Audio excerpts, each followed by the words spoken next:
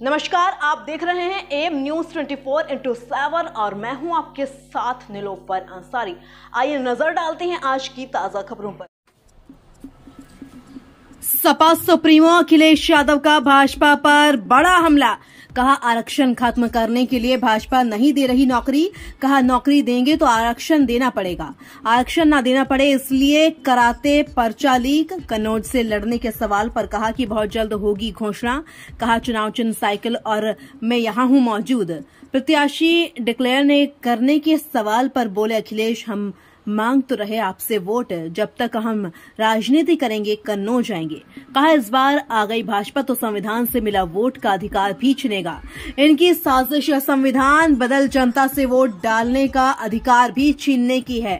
सांसद सुब्रत पाठक पर भी कसा तंज और कहा इस बार जनता इन्हें करेगी खारिज, ईवीएम से हराकर ईवीएम हटाएंगे। अखिलेश यादव ने कहा यादवों को बदनाम करते थे सीएम, अब नहीं दिखाते लिस्ट। कहा पहले चरण में भाजपा का हो रहा गाजियाबाद से गाजीपुर तक सफाया, बाकी चरणों में भी इंडिया गठबंधन करेगा सफाया। भूड़पुरवा स्थित नौकरी न मिलने से आत्महत्या करने वाले ब्रजेश पाल के घर में अखिलेश यादव ने की प्रेस वार्ता। इससे पहले पार्टी कार्यालय में करीब 2 घंटे सेक्टर जोन प्रभारियों के साथ की बैठक। माना जा रहा है जल्द अखिलेश यादव करेंगे खुद के कन्नौज से लड़ने का ऐलान। संजू कटियार के भाजपा में जाने पर कहा चुनाव में ये सब चलता है, कुछ लोग जान बचाने के लिए भी ज्वाइन कर रहे हैं। 2 करोड़ नौकरी देंगे, आज नौकरियां कहाँ हैं, रोजगार कहाँ है? और फिर पेपर लीक क्यों?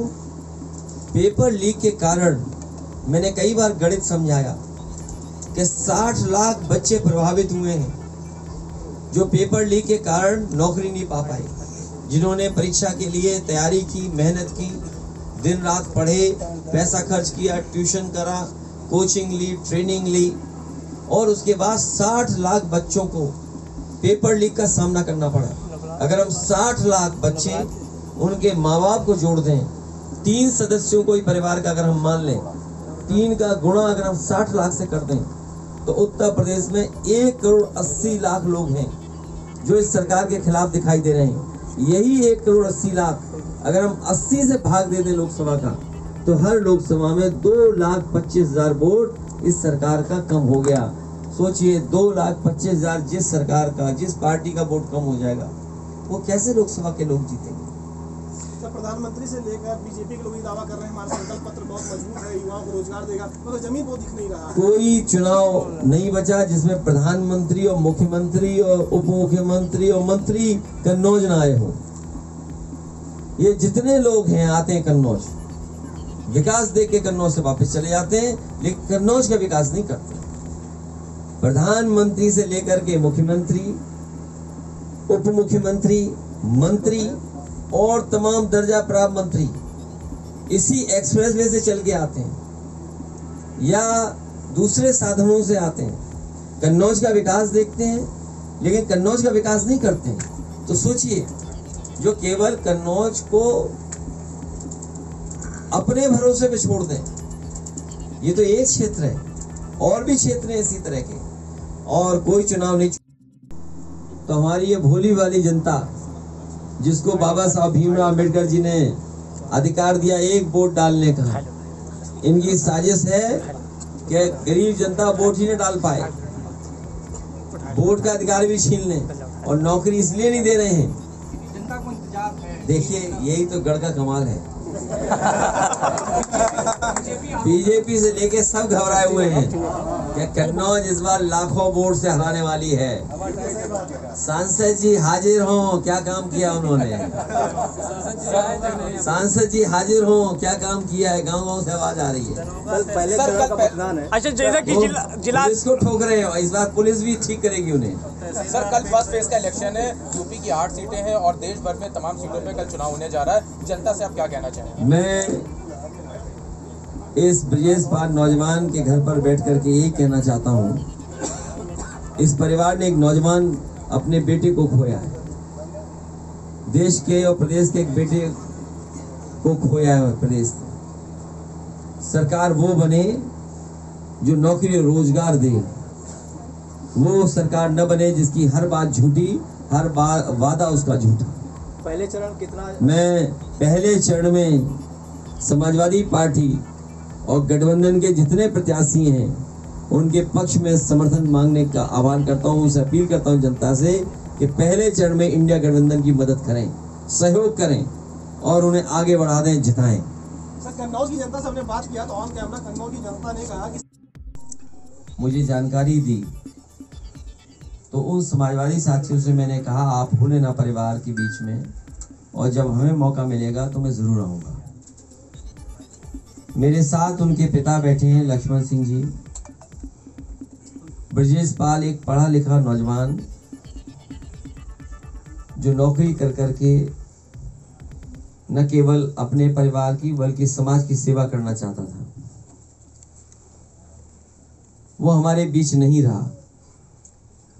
और इस दुख की घड़ी में मैं उनके परिवार के लोगों से मिल रहा हूँ, परिवार के सदस्य मुझसे मिल रहा हूँ, गांव के जो हमारे बुजुर्ग हैं, माताएं बहनें, उनसे मिलने का मौका मिल रहा है। ये बहुत दुखद बात है कि एक नौजवान निराश हताश होकर के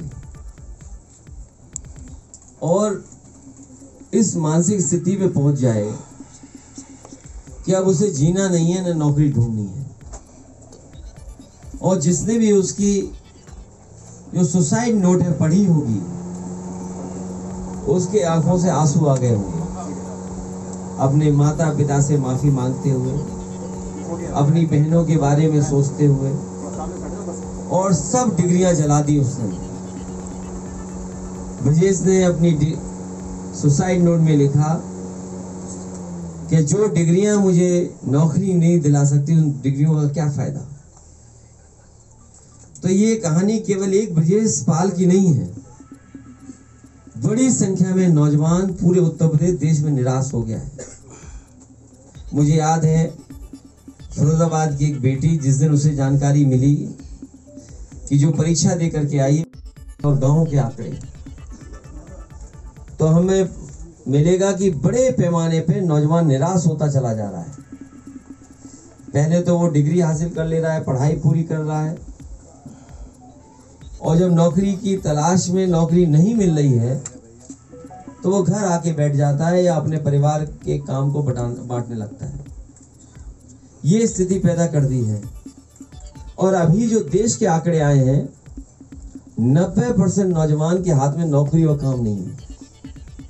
सोचिए, किसी देश और समाज के अंदर अगर 90% आने वाली पीढ़ी के हाथ में नौकरी और रोजगार नहीं है, तो सोचो हमारे समाज का भविष्य क्या होगा। केवल नौजवान ही नहीं, जो एनसीआरबी के दिल्ली के आंकड़े हैं, वो आंकड़े ये बताते हैं कि 1 लाख किसान आत्महत्या कर चुका है पिछले 10 साल में। सोचिए, जिस देश का किसान और नौजवान निराश हो जाए और इस स्थिति पे पहुंच जाए, तो हमारा समाज और देश कैसे आगे बढ़ेगा। समाजवादियों को जब भी मौका मिला है सत्ता में रहने के लिए, उन्होंने काम करके दिखाया है। केवल यही क्षेत्र नहीं, पूरे उत्तर प्रदेश में जो कुछ समाजवादी सरकार में हो सकता था जनता के हित के लिए, वो समाजवादियों ने करके दिखाया। चाहे एम्बुलेंस हो, चाहे पुलिस को 100 नंबर की व्यवस्था हो, मंडियों का निर्माण हो, या वो किसानों को फसल की सही कीमत के और सुविधाओं के साथ साथ नौकरी और रोजगार के भी अवसर मिलते हैं। ये जो सड़क मिली है, मैं कभी कभी देखता हूँ कि जहाँ पर लोग रुककर खाना पीना चाय के लिए उतरते हैं, कई 100 नौजवान वो नौकरी पाए हैं। टोल पे भी नौकरी पा गए। मंडी पूरी बन जाती तो नौकरी पा जाते, परफ्यूम पार्क बन जाता तो नौकरी पा जाते, मेडिकल कॉलेज और चलने लगता, तो हजारों। भारत की मिली जुली संस्कृति को आगे बढ़ाने का गठबंधन है। इस गठबंधन को जिताइए, विकास और खुशहाली को आगे बढ़ाइए। शामिल हो गए भाजपा में, क्या कहेंगे? कौन? देखिए, चुनाव है, नहीं लोग अपनी जान बचाने के लिए ज्वाइन कर रहे हैं। इतना माल लूट लिया, कहीं ना कहीं प्रत्याशी ना घोषित होने की वजह से पार्टी छोड़ रही है। सर, एक सवाल और है। बहुत जल्दी नामांकन और समाजवादी पार्टी ऐतिहासिक वोटों से जीतने जा रही है। सर, एक सवाल है। सर, परसों अमरोहा में एक बड़ी रैली होने जा रही है, उसमें आप और राहुल गांधी साथ में मंच पे दिखाई देंगे, और 21 तारीख को इंडिया गठबंधन की भी एक बैठक होने वाली है। रैली सेकेंड चरण के चुनाव के लिए हो रही है और पहले चरण में गाजियाबाद में हमारे साथ कांग्रेस के नेता राहुल गांधी जी थे और वहां से आह्वान किया था हम लोगों ने कि गाजियाबाद से लेकर के गाजीपुर तक भारतीय जनता पार्टी का सफाया होने जा रहा है। और इस चरण में जब चुनाव कन्नौज का होगा, पूरा चरण इस बार सफाया कर रहा है भारतीय जनता पार्टी का।